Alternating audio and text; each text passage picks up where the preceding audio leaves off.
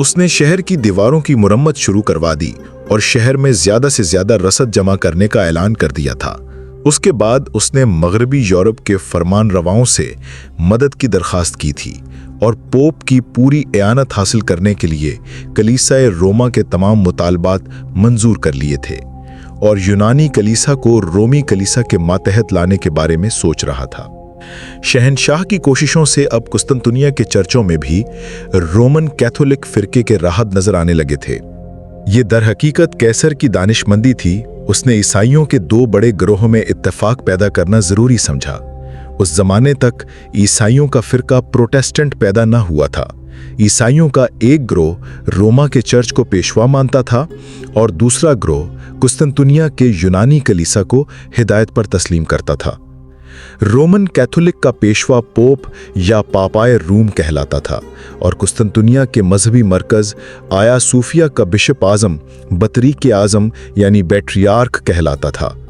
सुल्तान मोहम्मद खान के हमले की तैयारियों का सुनकर कुस्तुनतीन ने रोमा के पोप को लिखा कि अब वक्त आ गया है कि हम अपने मजहबी इख्तिलाफात को मिटा दें और सब मुत्तहिद होकर मुसलमानों का मुकाबला करें। मैं बाखुशी आपके अकायद को तस्लीम करता हूं और आप ही को आया सूफिया का पेशवा मानने को तैयार हूं। यही वजह थी कि दोनों फिरकों के दरमियान थोड़ी बहुत आमदोरफ्त शुरू हो गई थी। कासिम को इन बातों का इल्म नहीं था। यही वजह थी कि वो यूनानी दस्ते के सालार की बात सुनकर हैरान हो रहा था। उसने ताज्जुब से पूछा, ये आप क्या कह रहे हैं? क्या शहंशाह दोनों कलीसियाओं को मुत्तहिद करना चाहता है? ये तो बहुत अच्छी बात है। मैं तो कहता हूं सब इंसानों को मुत्तहिद हो जाना चाहिए। कासिम ने झूठ बोला था। हालांकि वो दोनों कलीसियाओं के इत्तेहाद से बिल्कुल खुश न हुआ था। उसने रोमन कैथोलिक के राहिब का भेस ही इसलिए इख्तियार किया था कि वो काफरों के बीच में हाइल निफाक को और हवा दे सके, ताकि कुफार के दोनों धड़े हमले के वक्त एक दूसरे की मदद को ना आ सकें। लेकिन दस्ता सालार ने तो अजीब ही बात सुनाई थी। इसका मतलब था कि कुस्तुनतीन मुदाफियत की पूरी तैयारियां कर रहा था। कासिम ने सोचा कि ये इत्तला अहम है और ज़रूरी है कि सुल्तान को मगरबी यूरोप की जानिब से बर वक्त खबरदार किया जाए। वो यही कुछ सोच रहा था कि सालार बोला, मुक़द्दस बाप, आप तो जानते हैं कि यूनानी मर सकते हैं लेकिन अपना मजहब नहीं छोड़ सकते। इसलिए आप देखिएगा कि ये इत्तेहाद कामयाब नहीं होगा। अभी तो आप हमारे मेहमान हैं क्योंकि कुस्तुनतीन ने आपको हमारे मुल्क में दावत दी है, लेकिन बहुत जल्द रोमन कैथोलिक के पादरी हमारे मेहमान नहीं रहेंगे। इसलिए बेहतर है आप बारिश आने से पहले छत का कोई और इंतजाम कर लें। यूनानी दस्ते का सालार इतना कहकर अपने दस्ते समेत वापस चल दिया, जबकि मछेरों की बस्ती के तमाम छोटे बड़े जो अब फादर के साथ मानूस हो चुके थे, अपने लटके हुए और उदास चेहरे लिए कासिम के इर्द गिर्द खड़े रहे। ये आज सुबह का वाकया था और अब बाकी दिन मामूल के मुताबिक गुजरा था। वो दिन भर यही सोचता रहा था कि किसी तरह तामीर होते हुए रुमेली हसार तक जाकर मुस्लिहुद्दीन आगा के तवस्सुत से सुल्तान मोहम्मद खान को ईसाइयों के अन करीब होने वाले इत्तेहाद की खबर भेज सके। वो आज मगरिब के बाद रुमेली हसार की तरफ जाना चाहता था। वो इन्हीं ख्यालों में गुम था कि बड़ी बड़ी आंखों वाली मछेरन रोजी उसके नजदीक आकर खड़ी हो गई। रोजी बहुत दिल गरिफ्ता थी क्योंकि आज सुबह यूनानी सिपाहियों ने सारे लोगों के सामने नौजवान राहिब से पूछगछ की थी। उसे सिपाहियों का रवैया तौहीन आमेज महसूस हुआ और फिर यूनानियों के इस दस्ता सालार से तो रोजी को और भी नफरत थी, क्योंकि ये वही शख्स तो था जिसने जंगल में रोजी की कलाई पकड़ ली थी। अगर उसकी सहेलियां शोर ना मचाती तो यूनानी दस्ता सालार के हाथों उसकी आबरू तार तार हो चुकी होती। रोजी इस शख्स को गुज़िश्ता 1 साल से उसी इलाके में गश्त करता देख रही थी। इसका नाम मकरून था और ये कुस्तुनतीन की साहिली चौकियों का निगरान था। मकरून आज सुबह भी जब मछेरों की बस्ती में दाखिल हुआ तो इसकी नीयत इसी हसीन मछेरन को अपने दामे फरेब में जकड़ने की थी।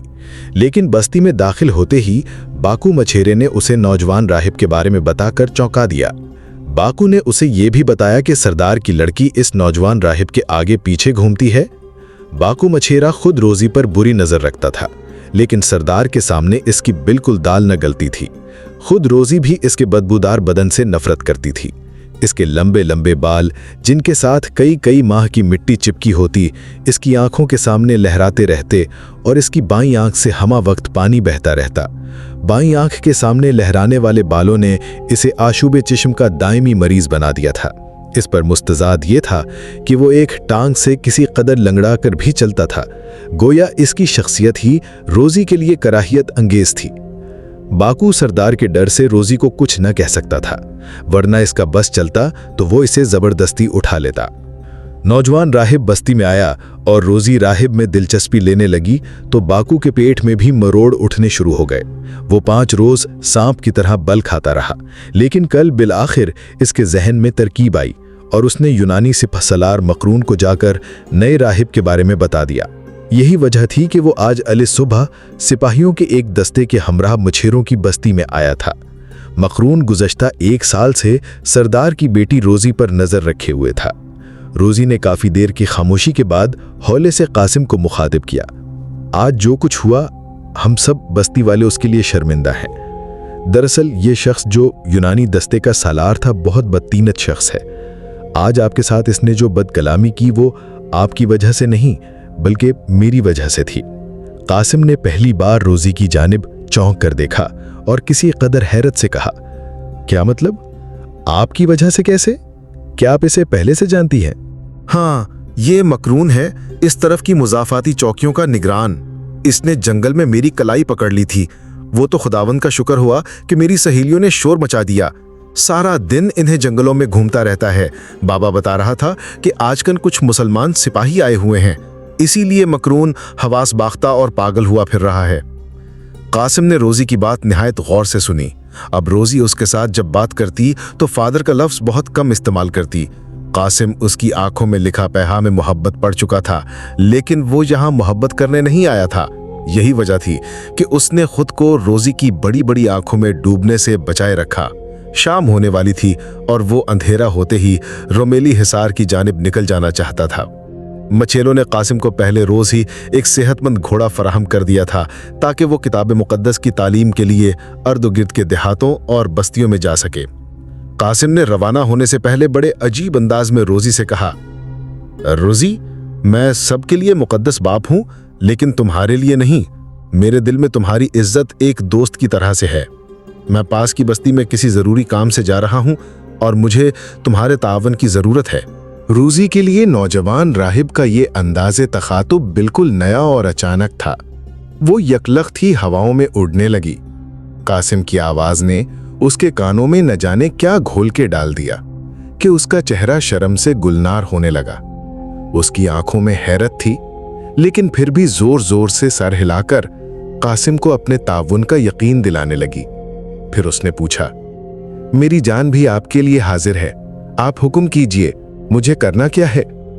आप सिर्फ इतना कीजिए कि मेरी कहीं जाने, वापस आने या यहां से गैर हाजिर रहने का किसी को पता न चले। रोज़ी ने एक लम्हे के लिए कुछ सोचा और फिर फौरन तैयार हो गई। आप बेफिक्र होकर जाइए, पीछे किसी को कुछ पता नहीं चलेगा कि आप कहाँ हैं। मैं सब संभाल लूंगी। लेकिन कैसे? आप क्या करेंगी? ये आप मुझ पर छोड़ दीजिए। आप बेफिक्र होकर अपना काम निपटाइए। साए जरा गहरे हुए तो कासिम घोड़े की पुश्त पर सवार होकर अंजीर के दरख्तों की ओट में गायब हो गया। उसने अपने घोड़े को आबनाए बास्फोरस के साहिल के नजदीक रखा और रोमेली हिसार की जानिब रुख करके घोड़े को सरपट छोड़ दिया। अगले लम्हे घोड़ा हवा में उड़ रहा था। रोमेली हिसार यहाँ से काफी फासले पर तामीर हो रहा था, जबकि कासिम कम से कम वक्त में मुस्लिहुद्दीन आगा तक अपनी बात पहुंचाकर वापस बस्ती में आना चाहता था। उसने उस तरफ रवाना होने से पहले रोज़ी से उस तरफ का रास्ता मालूम कर लिया था। उसे मालूम था कि रास्ते में यूनानी सिपाहियों के साथ मुठभेड़ होने का अंदेशा भी है। वो पूरी तरह तैयार होकर निकला था और अब घोड़े की गर्दन पर झुका तेज हवा का सामना कर रहा था, जो घोड़े के सर पर दौड़ने से उसे लग रही थी। अपने अंदाजे के मुताबिक जब वो बखैर आफियत रुमेली हिसार के इलाके में पहुंच गया तो उसने घोड़े की बागें खींच ली। उसे यकीन था कि यहीं कहीं उस्मानी फौज के तुर्क सिपाही किसी होशियार चीते की तरह चौकन्ने कहरा दे रहे होंगे। अब वो घोड़े की दुल्की चाल से आगे बढ़ने लगा। उसे अंदाजा था कि यहीं कहीं जंगी किला रुमेली हिसार की तामीर हो रही है, लेकिन रात की तारीकी में वो तामीर तो मुलाहजा नहीं कर सकता था। चुनांचे वो मुहतात अंदाज में आगे बढ़ने लगा। दिन की रोशनी में वो जब एक मर्तबा रुमेली हिसार की जानिब आया था तो उस वक्त उसने आम शाहराह का लंबा रास्ता इख्तियार किया था। आज वो कम वक्त में और खुफिया तरीके से उस तरफ आना चाहता था। यही वजह थी कि उसने साहिल के साथ साथ चलते हुए इंजीर के घने दरख्तों का रास्ता लिया। अभी वो कुछ सोच ही रहा था कि उसे अपने सामने आहट सुनाई दी और फिर अगले लम्हे उसे मुसलमान सिपाहियों का एक पूरा दस्ता नजर आ गया जो एक साथ पहले दरख्तों और झाड़ियों की ओट में था। तुर्क सिपाहियों ने कासिम को अपने नरगे में ले लिया। उनके हाथों में नंगी तलवारें थीं और वो घेरा तंग करते हुए कासिम के नजदीक आ गए। कासिम ने अपना चेहरा एक रुमाल से छिपा रखा था और अपनी तलवार निकाले बगैर तुर्क सिपाहियों के सरदार को देख रहा था। कुछ देर बाद कासिम ने बोलने में पहल की। अस्सलामु अलैकुम वरहमतुल्लाहि वबरकातुहू। अल्हम्दुलिल्लाह, मैं मुसलमान सिपाहियों में हूँ। आप लोग मुझे इंजीनियर मुस्लिहुद्दीन आगा से मिलवा दीजिए। कासिम के अल्फाज से दस्ते के सवार चौंके और फिर सरदार ने आगे बढ़कर कासिम से सवाल किया, तुम कौन हो और मुस्लिहुद्दीन आगा से तुम्हें क्या काम है? कासिम को ऐसे लगा जैसे वो शख्स खुद मुस्लिहुद्दीन आगा ही है। कासिम अदरना में उससे मिल चुका था और सुल्तान के दरबार में भी वो दोनों इकट्ठे होते रहते थे। कासिम ने फिर भी अपने चेहरे से कपड़ा न हटाया बल्कि मुस्लिहुद्दीन आगा से कहा, मैं आपका दोस्त हूं और एक अहम पैगाम आप तक पहुंचाने के लिए आया हूं। आप मुझे पहचानते हैं लेकिन मैं अपना चेहरा आपको अलहदगी में दिखाऊंगा। मुस्लिहुद्दीन आगा के कानों को कासिम की आवाज मानूस महसूस हुई लेकिन वो उसे पहचान न सका। उसने अपने सिपाहियों को एक तरफ हो जाने का इशारा किया और तुर्क सिपाही एक तरफ हटकर खड़े हो गए। कासिम ने मुस्लिहुद्दीन आगा के सामने अपने चेहरे से रुमाल हटाते हुए कहा, अच्छा हुआ आप मुझे यहीं मिल गए। सुल्तान तक एक पैगाम पहुंचाना बहुत जरूरी था और मेरे पास आपके सिवा कोई जरिया न था। मुस्लिहुद्दीन आगा कासिम को पहचान चुका था। उसने खुशी से चीखते हुए कासिम का नाम लेना चाहा लेकिन कासिम ने उसे होंठों पर उंगली रखकर खामोश रहने का इशारा किया और कहा, मेरे पास वक्त बहुत कम है। आप मेरे काम की नोहियत समझते हैं। मैं अभी और इसी वक्त यहाँ से लौट जाऊंगा। आप सुल्तान तक ये पैगाम पहुंचा दीजिए कि ईसाइयों के दोनों बड़े फिरकों में इत्तेहाद हो चुका है और पापाए रूम कुस्तंतुनिया की इमदाद करने पर आमादा दिखाई देता है। लिहाजा मगरिबी यूरोप की जानिब से चौकना रहने की जरूरत है। मुस्लिहुद्दीन आगा ने कासिम का पैगाम गौर से सुना और सुल्तान तक पहुंचाने का वादा भी किया। अब कासिम के लिए मजीद वहां रुकना गैर जरूरी था। वो फिलफौर वापस जाना चाहता था। चुनाचे उसने मुस्लिहुद्दीन आगा से इजाजत ली और जिस तरफ से आया था उस तरफ की तारीकियों में गुम हो गया। मुस्लिहुद्दीन आगा और उसके सिपाही अपनी अपनी जगह शशतर खड़े अंधेरी रात के उस मुसाफिर को अपने सुनसान रास्तों पर जाता हुआ देखते रहे। कासिम जिस रफ्तार से आया था उसी रफ्तार से वापस उड़ा चला जा रहा था कि उसे एकदम अपने घोड़े की बागें खींचनी पड़ गईं। उसके सामने अचानक यूनानी सिपाहियों का एक दस्ता जो सिर्फ 5 अफराद पर मुश्तमिल था उसका रास्ता रोके खड़ा था। यूनानी सिपाहियों के हाथों में तेज धार नंगी तलवारें चमक रही थीं और वो कासिम के रास्ते में सफ बांधे खड़े थे। अब कासिम के लिए भागने की कोई सबील न थी। चुनाचे उसने एक तवील सांस ली और अपनी तलवार न्याम से बाहर निकाल ली। उन 5 सवारों में से बाएं तरफ खड़े लंबे तड़ंगे यूनानी सिपाही ने गरजदार आवाज में कासिम से पूछा, कौन हो तुम और इस वक्त कहां से आ रहे हो? मछेरा हूं जनाब, अपना एक खच्चर ढूंढने के लिए गया था। ढूंढते ढूंढते शाम हो गई लेकिन वो मिला नहीं। अब वापस अपनी बस्ती में जा रहा हूं। इस झूठ से कासिम की बात न बनी क्योंकि एक यूनानी सिपाही उसे पहचान चुका था। उसके आसानी से पहचान लेने की वजह तो ये थी कि उसने आज सुबह ही मकरून के हमराह उस रूमी लिबास वाले राहिब को देखा था। चुनाचे उसने सिपाही ने तलवार लहराते हुए इंतहाई गुस्से से कहा, तुम झूठ बकते हो, मैं तुम्हें पहचान चुका हूं। तुम मछेरे नहीं वो ही रूमी राहिब हो जिसे आज हमारे सालार ने खबरदार किया था। तुम्हें हमारे साथ चलना होगा। तुम अपने आप को हिरासत में समझो।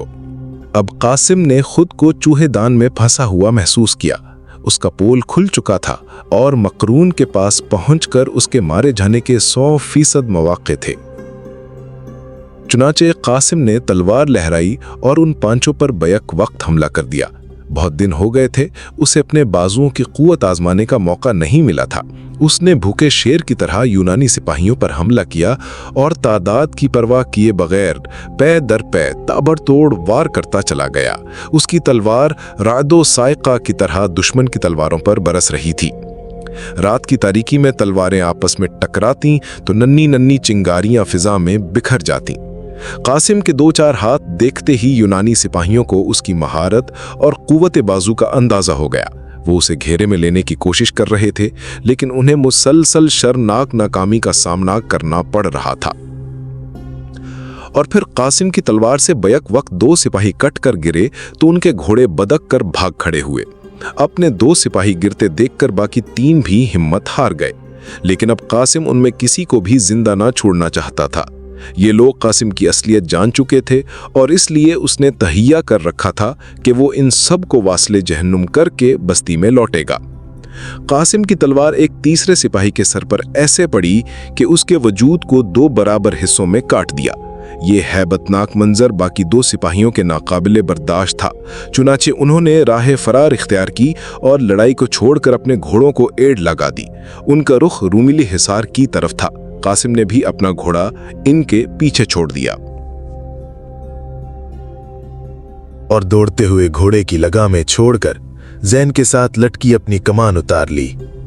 अगले लम्हे कासिम का एक सनसनाता हुआ तीर कमान से निकलकर एक सिपाही के अकब में लपका, लेकिन रात की तारीकी में दौड़ते हुए घोड़े से चलाया गया तीर मफरूर यूनानी सिपाही को लगने की बजाय उसके घोड़े की पुष्ट में पेवस्त हो गया। घोड़ा बदक कर बुरी तरह उछला और फिर अपने सवार को अपनी पीठ पर से गिराने के लिए बुरी तरह कूदने लगा। यूनानी सिपाही मौत के खौफ से घोड़े की पीठ पर अपना तवाज़न बरकरार न रख सका और गिर पड़ा, लेकिन बदकिस्मती से उसका एक पांव घोड़े की रकाब में फंसा रह गया था। दौड़ते हुए जख्मी घोड़े ने अपने सवार की मुतलक परवाह न की और उसे लिए हुए जंगल के अंदर दौड़ता चला गया। गिरे हुए सिपाही का सर पथरीली जमीन के साथ मुसलसल टकरे खाता जा रहा था। कासिम ने सोचा कि इस सिपाही के बचने की कोई उम्मीद नहीं की जा सकती, चुनाचे उसने एक लम्हे के लिए भी रुकने की कोशिश न की और आखिरी यूनानी सिपाही के खात्मे के लिए बराबर तेज रफ्तारी से बढ़ता रहा। अब मफरूर सिर्फ एक था और वो जिस तरफ भी जाता कासिम उसके पीछे था। लेकिन इससे पहले कि कासिम उसको जा लेता, रुमेली हिसार के करीब पहुंच जाने की वजह से तुर्क पहरेदारों ने उसे देख लिया था। पहरेदारों का एक पूरा दस्ता उसके रास्ते में हायल हो चुका था। यूनानी सिपाही ने अपने आप को चारों तरफ से घिरे हुए देखा तो फौरन अपनी तलवार फेंक दी और जिंदगी की भीख मांगने के लिए गिड़गिड़ाने लगा। अब कासिम जैसे गैरतमंद जंगजू के लिए जरूरी था कि उसे जिंदा छोड़ देता, लेकिन वो कासिम के राज से वाकिफ हो चुका था और ये बात उसके बड़े मकसद के लिए नुकसानदेह साबित हो सकती थी। इसलिए कासिम ने उसे कत्ल करने की बजाय मुसलमान सिपाहियों को बाआवाज़ बुलंद पुकारा और कहा, ये यूनानी सिपाही है, इसे गिरफ्तार कर लो। मुस्लिदीन आगा के पहरेदार आगे बढ़े और यूनानी सिपाही को हिरासत में ले लिया। कासिम ये भी ना चाहता था कि मछेरों की बस्ती में इसकी मौजूदगी का राज मुसलमान सिपाहियों पर आशिकार हो। यही वजह थी कि उसने कुछ सोचकर मुस्लिदीन आगा का नाम पुकारा, लेकिन मुसलमान पहरेदारों ने उसे बताया कि उनका सरदार इस वक्त उनके साथ नहीं। मुसलमान पहरेदार कासिम को दूसरी बार देख रहे थे और इसे पहचान भी चुके थे। कासिम ने एक मुसलमान पहरेदार को हुक्म दिया कि वो इस कैदी को अभी और इसी वक्त अफशाए राज के खौफ से हलाक कर दें, क्योंकि वो एक अहम राज जान चुका है। कासिम की बात मुकम्मल होते ही गरम दमाग तुर्क सिपाही आगे बढ़ा और एक लम्हे की देर किए बगैर यूनानी फौजी के पेट में अपना लंबा नेजा उतार दिया। फिजा एक बुज़दिलाना चीख से गूंजी और यूनानी सिपाही तड़प कर ढेर हो गया। अब कासिम एक बार फिर बस्ती की जानिब उड़ा जा रहा था। वो जल्द से जल्द अपने ठिकाने पर पहुंचना चाहता था और फिर अपनी रवानगी से ठीक 1 घंटे बाद कासिम अपनी झोंपड़ी के अकब में नमूदार हुआ। वो चंद लम्हे पहले ही अपने घोड़े से उतरकर पैदल अपनी रिहाइश की तरफ बढ़ रहा था। उसे अपनी झोंपड़ी के रोशनों से टिमटिमाते हुए चिराग की लौ नजर आई। उसने झोंपड़ी के अकब में ही एक झाड़ी के साथ घोड़ा बांधा और खुद सामने की तरफ से झोंपड़ी के दरवाजे पर नमूदार हुआ। लेकिन दरवाजे से बाहर अंधेरे में किसी को बैठा देखकर वो ठिठका। दूसरे लम्हे वो रोजी को पहचान चुका था। कासिम बेधड़क रोजी के नजदीक पहुंचा तो रोजी ने मुस्कुराते हुए इसका इस्तकबाल किया और किसी कदर शोखी से कहा, झोंपड़ी के अंदर मुकद्दस बाप खुसूसी इबादत में मसरूफ हैं। उन्होंने मुझे यहाँ बैठने का हुक्म दिया है ताकि मैं किसी को अंदर न जाने दूं, लिहाजा आप अंदर नहीं जा सकते। कासिम रोजी की बात से हंस दिया और उसने रोजी को उसकी हिकमत अमली पर दाद दी। फिर उसने रोजी को बताया कि अकब में घोड़ा बंधा है, जिसे फौरन बस्ती के अस्तबल में बांधना जरूरी है। रोजी फौरन हुक्म की तामील के लिए चली गई और कासिम ने रोजी की गैर मौजूदगी से फायदा उठाने के लिए फिलफौर झोंपड़ी में लिबास बदलना शुरू कर दिया, क्योंकि लड़ाई के दौरान उसका लिबास फट भी चुका था और उस पर जगह जगह खून के कतरे भी नजर आते थे। कुछ देर बाद कासिम लिबास बदल चुका था, लेकिन उससे पहले कि वो अपने चेहरे पर लगे सिपाहियों के खून के कतरे साफ करता, रोजी एकदम झोंपड़ी में दाखिल हुई और कासिम से कहने लगी, आपके पीछे एक बार बाबा ने आपके बारे में पूछा और एक वो बदजात बाकू आपसे मिलने के लिए आया, लेकिन मैंने दोनों को मुतमईन करके टाल दिया। बाकू? कौन बाकू? लेकिन रोजी कासिम की बात का जवाब देने की बजाय भवें सकेड़े और माथे पर शिकने डाले कासिम के चेहरे को देख रही थी। ये क्या, आपके चेहरे पर खून लगा है? क्यों? क्या हुआ? कहीं आप जख्मी तो नहीं? कासिम सटपटा गया और तेजी के साथ अपनी अपनी आस्तीन से चेहरा साफ करने लगा। उसने कहा, नहीं, मुझे कोई जख्म नहीं, बस रास्ते में कुछ डाकुओं ने मुझ पर हमला कर दिया था और उनके साथ थोड़ी सी मुठभेड़ हो गई। कासिम कोई और बहाना नहीं बनाना चाहता था, क्योंकि उसे मालूम था कि सुबह होते ही यूनानी सिपाहियों के कत्ल की खबर जंगल की आग की तरह पूरे इलाके में फैल जाएगी। रोजी मुतहय्यर निगाहों के साथ कासिम को एक टुक देखे जा रही थी। कासिम रोजी के अंदाज से घबरा गया और उसने उजलत में रोजी की कमजोरी का फायदा हासिल करने के लिए उससे कहा, रोजी, तुम इस कदर हसीन हो कि तुम्हें देखकर मुझे अपनी राहबाना जिंदगी पर पछतावा होने लगता है। काश मैं राहिब न होता, एक आम इंसान होता। कासिम के लहजे की हसरत नाकी देखकर रोजी को सब कुछ भूल गया और वो इस नौजवान अरब की गहरी आंखों में डूबती चली गई। कासिम का तीर निशाने पर बैठा था और रोजी मजीद कुछ सवाल करने से बाज आ गई थी। अब कासिम ने रोजी को जाने की इजाजत दे दी ताकि वो अपने खून आलूद लिबास को धो सके। रोजी चली गई और कासिम लड़ाई के तमाम निशानात मिटाकर सो गया। लेकिन अगली सुबह पूरे इलाके के लिए क़यामत खेज थी। 5 यूनानी सिपाहियों के कत्ल की पूरे आबनाए बासफोरस से लेकर कसरे कुस्तुनतनिया तक फैल चुकी थी। आज मकरून किसी पागल कुत्ते की तरह जगह जगह दौड़ता फिर रहा था। उसने पूरे आबनाए बासफोरस का चक्कर लगाया, बहुत सी बस्तियों और देहातों के बाशिंदों को उल्टी सीधी धमकियां दी, शहनशाह को इत्तला भेजने के लिए कुछ खास लोग रवाना किए और खुद 400 अफराद के एक मुसल्ला दस्ते की तैयारी में मसरूफ हो गया। वो रूमिली हिसार पर काम करने वाले मुसलमानों को ख़त्म करना चाहता था। उधर इंजीनियर मुसलाहुद्दीन आगा को पल पल की खबरें मिल रही थीं। चुनाचे उसने भी अपने सारे सिपाही और मेमारों को जमा करके कुछ हदायत दी। मछीरों की बस्ती में भी आज सनसनी थी। हर शख्स के दिल में यूनानी सिपाहियों के कत्ल की दहशत बैठी हुई थी। सिर्फ एक रोजी थी जो दहशत ज़दा न थी बल्कि हैरत ज़दा थी। वो सोच रही थी कि उसके ख्वाबों का शहजादा सिर्फ जवान और खूरूबू ही नहीं, जंगजू और बहादुर भी है। उसे हैरत इस बात पर थी कि कलीसा का एक राहिब इस कदर जंगजू कैसे हो सकता है। यही सोचकर उसकी नज़रों में कासिम की ज़ाहिरी शख्सियत मशकूक हो गई। इस नौजवान राहिब ने रात के अंधेरे में 5 यूनानी सिपाहियों को अकेले कत्ल कर दिया। वो सोचने लगी कि कहीं इस नौजवान ने राहबानियत का भेज ही ना बदल रखा हो, लेकिन ये सोचकर उसे परेशानी होने की बजाय खुशी हो रही थी। वो तो चाहती ही यही थी कि कासिम राहबानियत छोड़कर आम इंसानों जैसी ज़िंदगी इख्तियार कर ले ताकि वो उससे शादी कर सके। अब जूं-जूं रोजी को कासिम के एक राहिब ना होने का यकीन होता जा रहा था, उसके दिल में खुशी की लहर दौड़ रही थी। सारी बस्ती दहशत ज़दा थी, लेकिन रोजी सिर्फ हैरत ज़दा थी। वो सोच रही थी कि इस नौजवान राहिब ने यूनानी सिपाहियों को कत्ल क्यों किया होगा। वो चाहती थी कि राहिब से जाकर पूछे, लेकिन वो डरती थी कि कहीं कासिम ये सब कुछ उससे छुपाकर उसका दिल न तोड़ दे। कुछ और वक्त इसी तरह गुजर गया।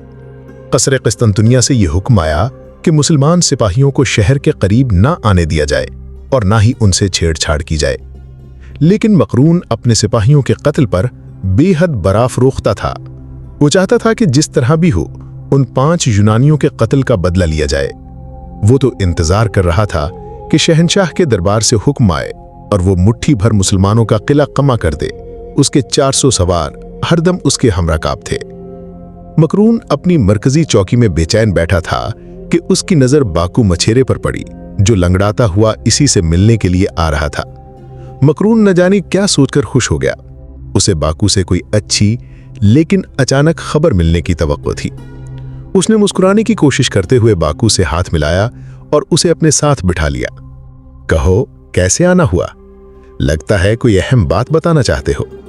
मकरून ने बेसब्री से कहा और बाकू की तरफ देखने लगा। बाकू मछेरे ने सर हिलाते हुए कहा, जी हाँ, मैं आपको ये इत्तला देना चाहता हूं कि कल शाम सूरज ढलने के बाद हमारी बस्ती का राहिब घोड़े पर सवार होकर रूमिली हिसार की जानिब गया और फिर 1 घंटा बाद वापस लौटा। मकरून के भेजे में इस इत्तला की अहमियत ना आई और उसने किसी कदर बरहमी से कहा, तो फिर क्या हुआ? क्या एक राहिब का कहीं आना जाना भी मना है? वो साथ की बस्ती में गया होगा। नहीं, हमारी बस्ती का राहिब साथ की बस्ती में नहीं गया, वो कहीं और गया था। मैं पूरे यकीन के साथ कहता हूं कि इसी राहिब ने यूनानी सिपाहियों को कत्ल किया है। बाकू की बात से मकरून सीधा होकर बैठ गया और इश्तियाक से भरपूर लहजे में कहने लगा, तुम्हारे इस कदर पुख्ता यकीन की क्या वजह है? वजह मैं आपको बताता हूं, आप मेरी बात गौर से सुने। कल सुबह आप हमारी बस्ती में आए और आपने राहिब को मुंतब्बे किया। उसका रद्द-ए-अमल देखने के लिए मेरी आंखें कल सारा दिन राहिब पर ही जमी रहीं। फिर जब शाम हुई तो मैंने देखा कि राहिब रोजी के साथ गहरी बातें कर रहा था। मेरे कान खड़े हो गए। फिर शाम के बाद राहिब अपनी कोठड़ी में चला गया और कोठड़ी का चिराग जल उठा। थोड़ी देर बाद रोजी आई और कोठड़ी के बाहर पीढ़ी डालकर बैठ गई। मेरा माथा ठनका, क्योंकि इन दोनों की यह हरकत खिलाफे मामूल थी। मैं जानबूझकर ऐसे ही टहलते हुए राहिब की कोठड़ी की तरफ जा निकला और मैंने रोजी से पूछा कि मुकद्दस बाप कहाँ है? तो रोजी ने जवाब दिया कि मुकद्दस बाप कोठड़ी में इबादत कर रहा है और किसी को अंदर जाने की इजाजत नहीं। रोजी की बात से मेरे शक में मजीद इजाफा हुआ। अब मैं सोचने लगा कि किस तरह कोठड़ी के अंदर झांक कर देखूं, लेकिन कोठड़ी का दरवाजा उसी जानिब था जिस तरफ रोजी बैठी थी। तब मेरे जहन में एक तरकीब आई और मैंने कहा कि अस्तबल में जाकर राहिब का घोड़ा देखता हूं। और उस वक्त मेरी हैरत की इंतहा न रही जब मैंने देखा कि अस्तबल में राहिब का घोड़ा ना था। मैं अस्तबल से निकलकर करीब ही एक जगह छुप कर बैठ गया। लगभग 1 घंटे के बाद रोजी आई और उसके हाथ में राहिब के घोड़े की लगाम थी। उसने अस्तबल में घोड़े को बांध दिया और चली गई। उसके जाने के बाद मैं अस्तबल की मशल लेकर घोड़े के नजदीक गया तो ये देखकर मैं शशदर रह गया कि घोड़ा पसीने से शराबोर हो रहा है और उसकी ज़ैन और जिस्म पर लहू के निशानात थे। तब मुझे यकीन हो गया कि राहिब कोई खूनी वारदात करके लौटा था। आज सारा दिन मैं ये बात बताने के लिए आपको ढूंढता रहा, लेकिन आप मुझे कहीं ना मिले। सालार साहब, वही राहिब आपके सिपाहियों का कातिल है, मुझे यकीन है। बाकू की बात मुकम्मल होते ही मकरून तेजी से उठ खड़ा हुआ और अपनी तलवार के दस्ते पर हाथ रखकर कहा कि अगर वो कातिल है तो मैं अभी और इसी वक्त उसकी गर्दन काट कर वापस लौटूंगा। मकरून का लहजा इस कदर मजबूत था कि बाकू की मकरूह बाँछें खिल उठीं। मकरून आंधी और तूफान की तरह बाहर निकला और अपने साथ 50 सवारों के एक दस्ते को चलने का हुक्म दिया। कुछ ही देर बाद ये लोग मछेरों की बस्ती की जानिब उड़े चले जा रहे थे।